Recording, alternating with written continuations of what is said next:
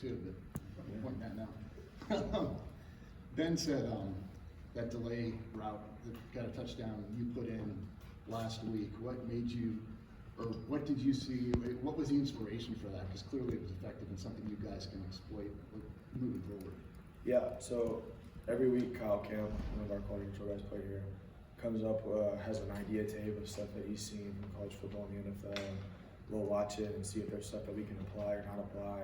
That's been our route. I know that there's probably one on Twitter that the Niners ran with Brock, and I remember them running it too. So we had a couple different examples of it that we could use as teach tape for him, just from like the timing piece of it. I thought he did a really good job of executing the play, but credit to Kyle. He does a good job of coming up with new ideas and stuff and finding like trends in college football and things that we could do each week.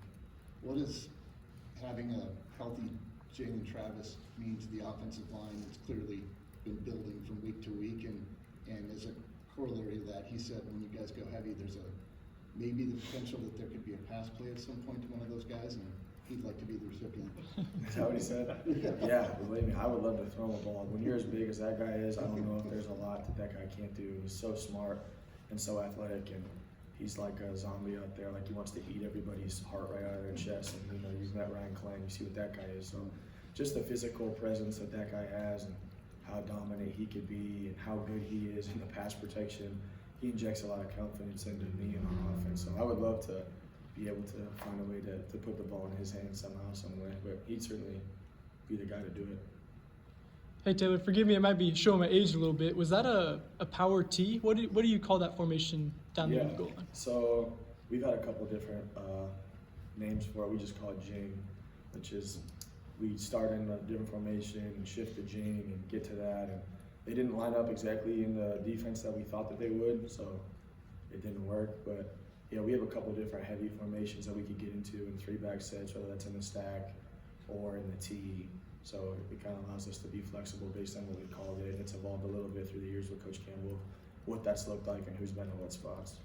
What are the challenges that come with having a playbook, where you could go spread and then, go power T, with maybe teaching that to players and just the challenges there?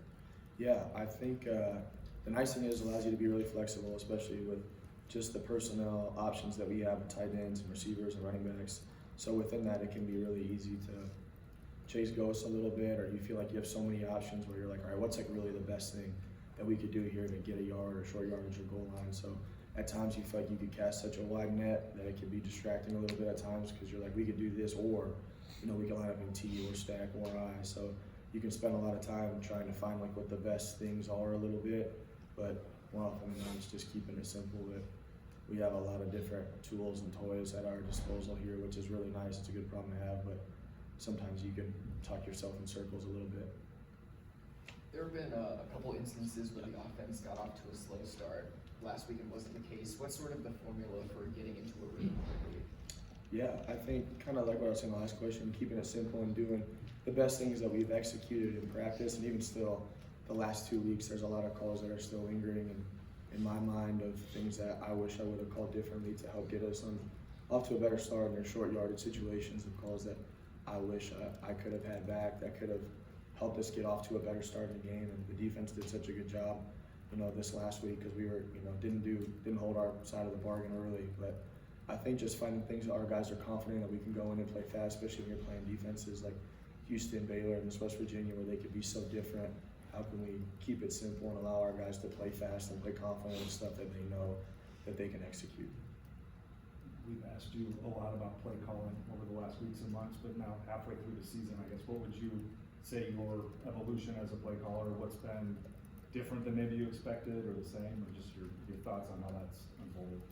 Yeah, I think for me, just kind of probably similar to some of the players, like how can I get myself into a rhythm to where I know where we can play and not get behind the chains and be able to just keep taking efficient plays, and then when we have the chance to, get an explosive player, throw it down the field, we could do that. So, the feeling of like the timing and the rhythm of the game has been something for me that I've had to get used to.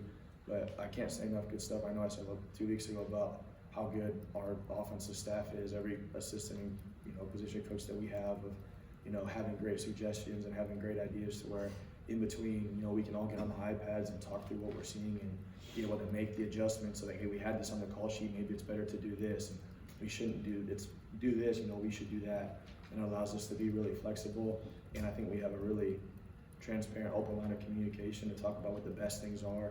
And I don't have any ego in it. I want to run the best stuff that our kids like. So I think just getting myself in a rhythm and talking to those guys and staying transparent with our head coach, he does a good job of keeping, a next play mindset for me and, good ideas that we could get to. So I think just the rhythm of it and how fast the clock melts out there, adjusting to that has been good for me also. You mentioned the tablets. How have those factored into what you guys are doing? It's been probably even more than I expected. I can't say enough, like what Jake and Noah are able to do on that thing with each other, and Tyler and Clint, and like in the run game, what they're able to see, and the corrections, and for us to just kind of stay ahead. And we've used it a lot more probably than I expected. I knew that we would check it out, and it would be able to keep us from getting out of calls, but we've probably adapted throughout the game because of those a lot more. So, credit to our guys and our GAs and our coaches and our assistants that they can watch it, see it. This is what we're doing. This is what we're seeing. We can't do this because of this, or hey, we need to put wrinkles and stuff into that. So I think it gives those guys a voice and it helps us all stay on the same page. But we use the tablets a lot. Is there a little bit of a cat and mouse game there? Because obviously the other guys are doing the same thing on the other sideline looking at it. And Yeah. adjusting.